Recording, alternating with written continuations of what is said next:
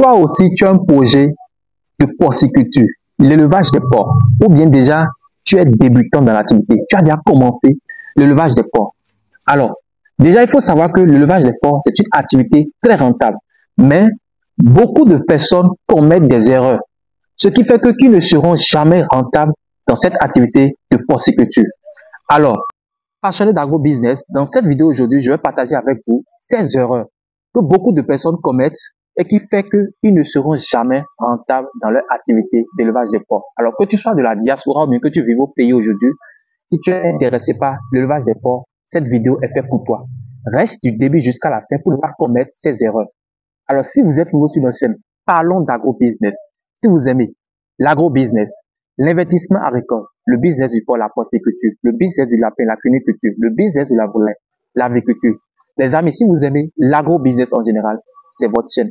Abonnez-vous, activez la cloche de notification pour ne plus jamais au grand jamais louper de pareils contenus et partagez la vidéo sur les réseaux sociaux pour faire grossir cette magnifique communauté de passionnés d'agro-business. Les amis, et on commence. Let's go!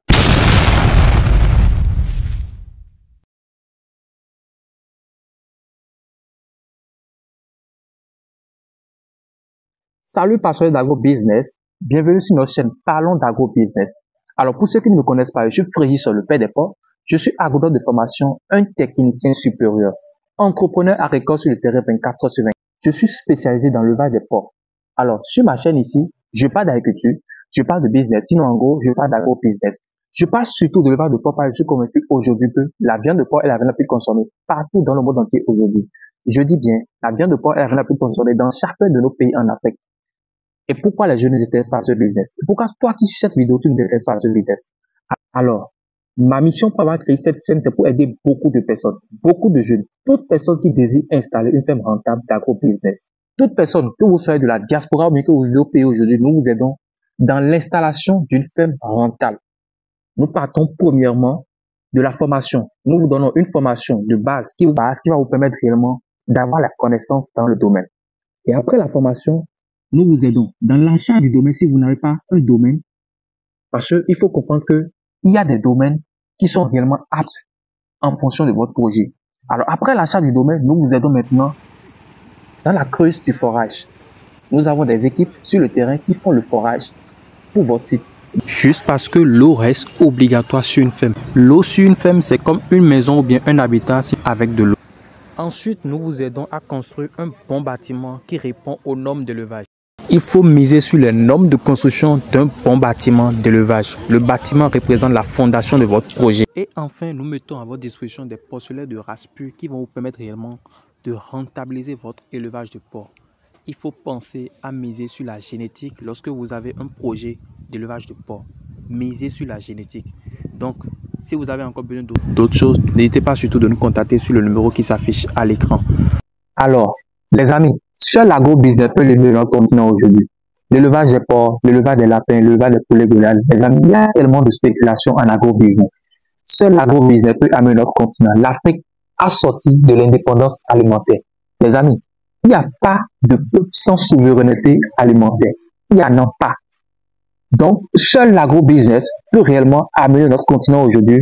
L'Afrique a atteint l'autosuffisance alimentaire. Donc, il faut juste comprendre que vous soyez de la diaspora ou bien que vous vivez au pays aujourd'hui, si vous vous lancez dans une spéculation de l'agro-business réellement aujourd'hui et que vous vous faites accompagner par des experts dans le domaine, c'est que vous allez vous faire beaucoup d'argent. Donc, l'élevage de porc aujourd'hui, c'est une opportunité pour nous. Vous inspirez, vous lancez dans l'élevage de porc. Déjà, vous êtes dans l'activité.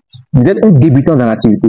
Alors, il faut comprendre que beaucoup de personnes aujourd'hui commettent des erreurs qui font que ils ne sont jamais rentables et ils ne le seront jamais. Ils ne seront jamais rentables dans leur activité d'élevage de porc parce qu'ils commettent des erreurs qu'ils ne doivent pas faire. Alors, tout de suite dans cette vidéo, je vais vous présenter ces erreurs. Prenez un cahier plus un bic pour réellement noter ces erreurs pour ne pas aussi les commettre. Sécurisez votre investissement. C'est capital, c'est obligatoire. La première erreur, il s'agit de quoi? Le manque de formation et le suivi technique. Ici, vous allez voir ces personnes, ils n'ont aucune formation dans le domaine. Ils ne font aucune formation avant de se lancer dans l'activité porcine. Or, c'est une erreur très grave. Ils pensent que c'est seulement en regardant des vidéos YouTube ou bien des vidéos TikTok ou bien des écrits ou bien des tests, des documents qu'ils vont télécharger sur des réseaux sociaux, que c'est seulement avec ça qu'ils vont faire l'élevage. Que c'est avec ça qu'ils vont réellement rentabiliser leur activité d'élevage de porc. C'est faux. Vous ne pouvez pas réellement vous contenter à seulement regarder des vidéos et dire que vous allez vous lancer dans l'activité possible. Vous allez taper poteau. Wow. Je sais bien de quoi je parle. Il faut penser à aller à la formation. Il faut penser à vous faire former. Et quand même, vous êtes au niveau de la diaspora au niveau pays aujourd'hui, parce que je constate que les porteurs de projets ne veulent pas souvent se faire former. Les promoteurs qui détiennent réellement le projet ne veulent pas se faire former. Pourquoi? Vous devez obligatoirement vous faire former. Pourquoi je dis ça? Je vous explique un peu. Vous devez vous faire former parce que, juste pour éviter que les employés sur votre ferme vous dupent. Pour éviter que les employés vous dupent. Évitez de vous faire duper. Vu que vous êtes déjà au niveau de la diaspora, c'est-à-dire à l'étranger, quand on voit déjà un de nos frères qui est déjà au niveau de la diaspora, on pense que celui qui est déjà là-bas, il a déjà les moyens, il est déjà riche. C'est ce qu'on pense. Donc, vu que ils sont ici, les employés sont ici, lui, il a déjà l'argent là-bas. Chaque semaine, ils vont vous dire, l'aliment est fini, l'aliment est fini, l'aliment est fini, chaque semaine. Et puis vous aussi, vous envoyez l'argent, vous envoyez l'argent. Vous ne serez jamais rentable. Alors, il faut penser à aller à la formation. Dans ce contexte, la formation, ça vous permet d'avoir la connaissance. Une fois que vous avez la connaissance, les employés, quand même, ils vont vous dire que l'aliment est fini. Vous savez déjà que tel sujet consomme telle quantité d'aliments par jour. Donc, en fonction du nombre de sujets que vous avez dans votre loge, dans votre bâtiment d'élevage de porc, vous savez déjà que telle quantité d'aliments que je prépare, ça a fait tel nombre de jours, bien tel nombre de mois. C'est normal, c'est clair. Donc, si je n'avais pas une connaissance de base dans le domaine, je ne peux pas savoir. Donc, il faut obligatoirement aller à la connaissance. C'est ça qui va vous permettre réellement d'éviter de vous duper par vos employés. C'est ça. Donc, la formation vous permet aussi de vivre des expériences de votre formateur. Il faut vous former sur des personnes qui sont déjà sur le terrain. C'est obligatoire. Sur des personnes qui sont réellement sur le terrain. C'est comme ça. Il faut aller à la quête de la connaissance. Est-ce que je connais déjà la quantité d'aliments que consomme un porc, les nutriments dont un porc a besoin, les matières premières que je dois réellement mettre dans l'alimentation pour répondre aux besoins du porc? Je ne connais rien de tout ça. Et je veux me lancer dans l'élevage. Je vais taper pour tout. Est-ce que je connais quel traitement je dois réellement faire à mon porc pour prévenir les maladies? Est-ce que je connais tout ça là? Mais si je ne connais pas ça, je dois aller à la quête de la connaissance. C'est obligatoire. Ce n'est pas à discuter. Il faut obligatoirement se faire former. C'est dans ce contexte que je mets à votre disposition notre formation qui débute chaque début de mois. Donc, c'est une formation qui vous permet réellement d'avoir la connaissance dans l'activité porcine avant de vous lancer. Alors, la seconde erreur que beaucoup de personnes font, c'est au niveau du choix de la génétique. Ici, nous allons parler de deux choses importantes. La première chose ici, c'est quoi? Vous allez voir ces personnes, ils vont bien acheter le domaine, faire le forage, installer un bon bâtiment qui répond aux normes de construction du bâtiment. Mais, ils vont aller acheter des porcs de race locale pour venir mettre dans leur loge. Vous allez voir des porcs élevés durant 8 mois, mais à la fin, quand on pèse le porc en question, c'est que c'est un poids massif de 60 kg. Je dis bien 60 kg en 8 mois d'élevage. Quand est-ce que je vais rentabiliser? Quand est-ce que je vais récupérer mon investissement? Je ne peux pas. Ça ne peut jamais marcher. Je ne peux pas investir réellement dans l'achat du domaine, le forage, un bon bâtiment d'élevage de porcs qui répond aux normes de construction et après, j'achète des porcs de race locale dans la loge. Ça ne sonne pas. Donc, il faut penser à choisir des sujets de race pure. Les sujets de race pure, consomment moins d'aliments, mais grandissent très vite. C'est inné en eux comme ça. C'est leur IC qui est comme ça. C'est leur indice de consommation qui est comme ça. Lorsqu'on parle d'indice de consommation, on veut juste dire la quantité d'aliments que le sujet consomme pour vous déposer 1 kg de poids vif. Donc, vous comprenez avec moi déjà que si l'IC, l'indice de consommation, est supérieur, ça voudra dire simplement que vous dépensez beaucoup dans l'alimentation, mais vous n'aurez rien. Vous n'aurez rien du tout. Donc, il faut obligatoirement miser sur les porcs de race pure. Alors, la seconde chose, au niveau du mauvais choix de la génétique. Ici, c'est la négligence au niveau des races. Oui, vous allez penser que c'est la même chose par rapport à la race pure. Mais c'est autre chose ici. Ici, je veux dire quoi? On dispose 3 types d'éleveurs de porcs. L'éleveur naisseur, l'éleveur engraisseur et l'éleveur naisseur engraisseur. Donc, vous comprenez déjà avec moi que l'éleveur naisseur ne peut pas choisir les mêmes races que l'éleveur engraisseur.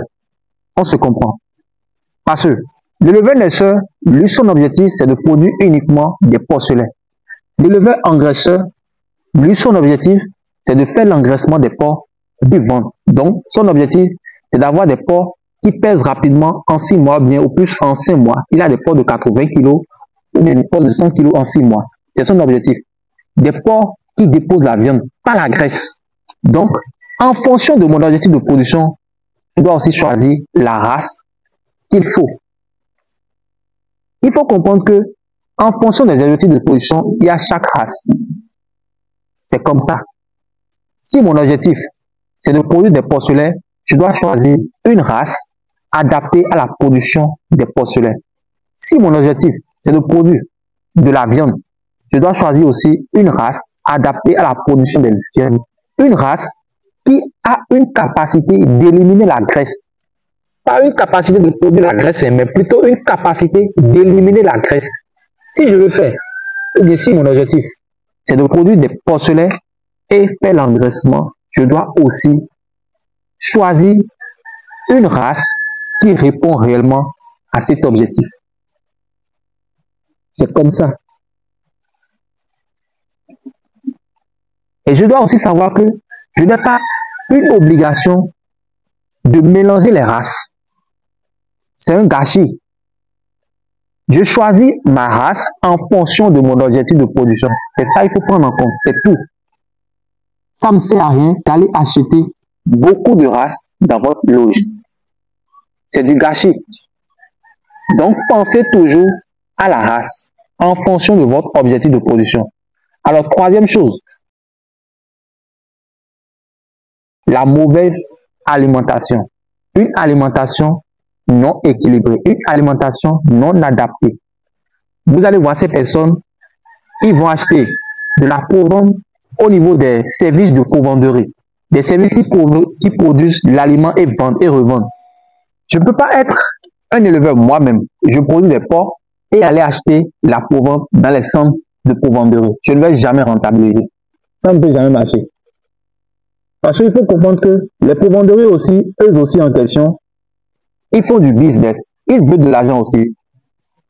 Lorsque je suis un éleveur de porc et puis je pense réellement rentabiliser, je dois aller dans les races campagnes.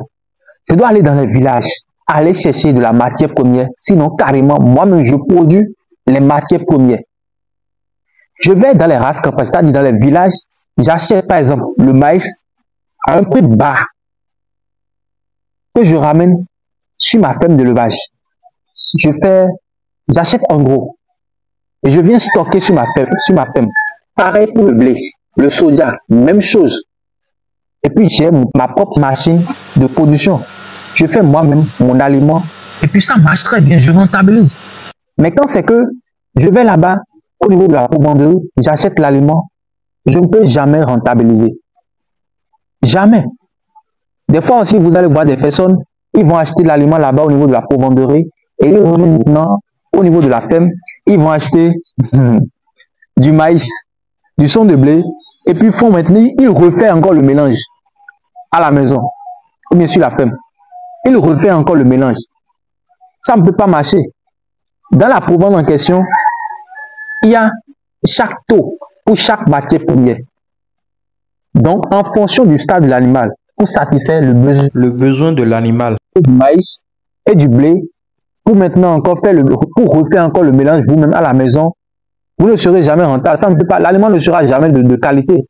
Et à des fois aussi, vous allez voir des personnes qui vont ramasser des formules alimentaires sur les réseaux sociaux sans avoir une certitude réellement que cette formule répond aux besoins de l'animal. On voit des formules en ligne qui ne répondent pas réellement aux besoins des animaux. Qu'est-ce qui vous fait croire réellement que la formule en question que vous avez à votre disposition, ça répond aux besoins de l'animal? Parce que la formule alimentaire que vous avez doit répondre aux besoins de l'animal en fonction de son stade.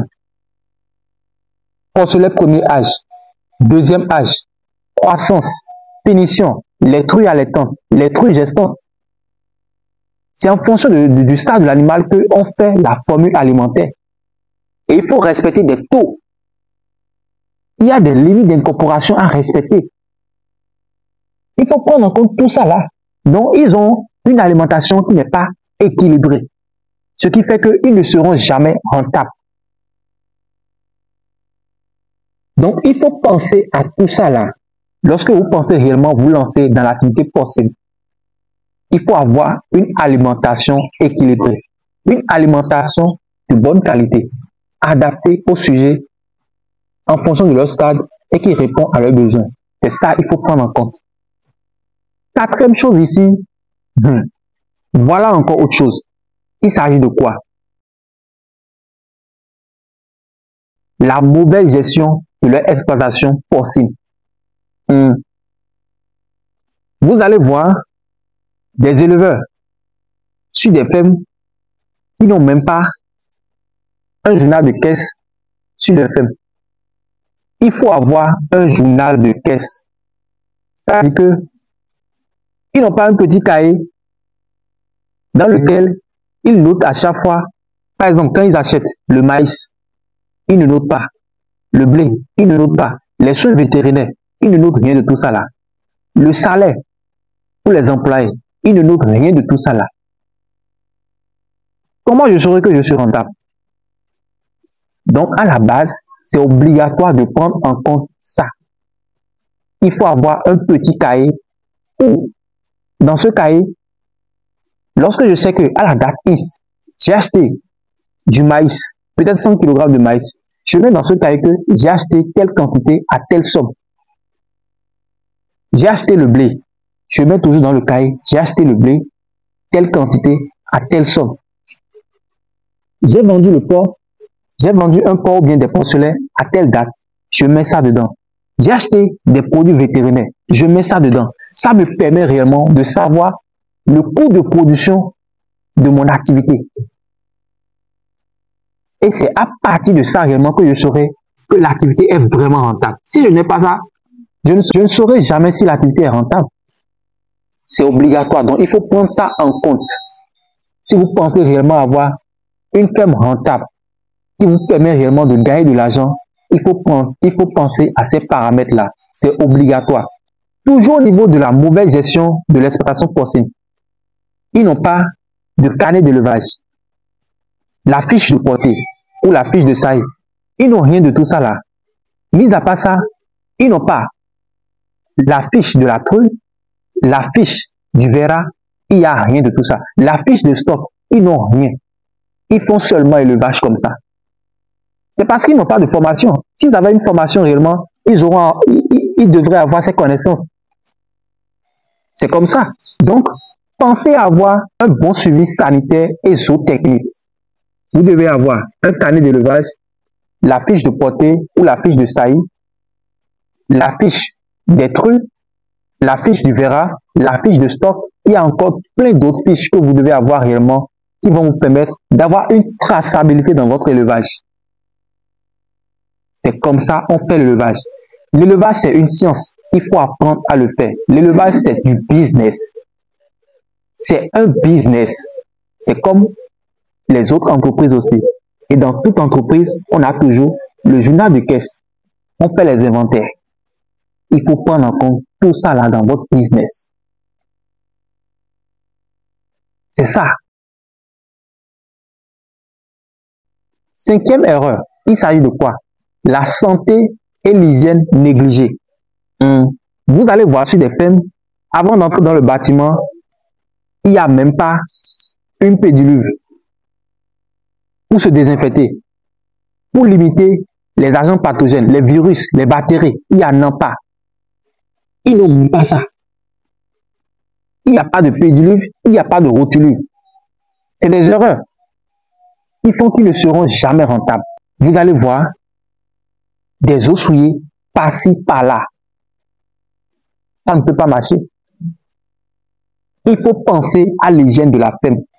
Il faut penser aussi aux mesures de biosécurité. Il faut interdire les entrées sur votre ferme. Il faut interdire l'entrée des étrangers sur votre ferme. Vous allez voir dans les loges, ils ont des baignoires qu'ils ont fait dans les loges, croyant que les sujets vont se baigner dedans. C'est vrai, les sujets vont se baigner dedans. Mais ils vont faire leurs besoins dedans et aussi boire encore cette même eau que eux-mêmes ils ont souillée. Ils vont faire les caca dedans, ils vont uriner dedans et ils vont encore boire l'eau. Ils seront toujours souffrants. Et quand les animaux seront souffrants, conséquence, taux de mortalité, des mortalités.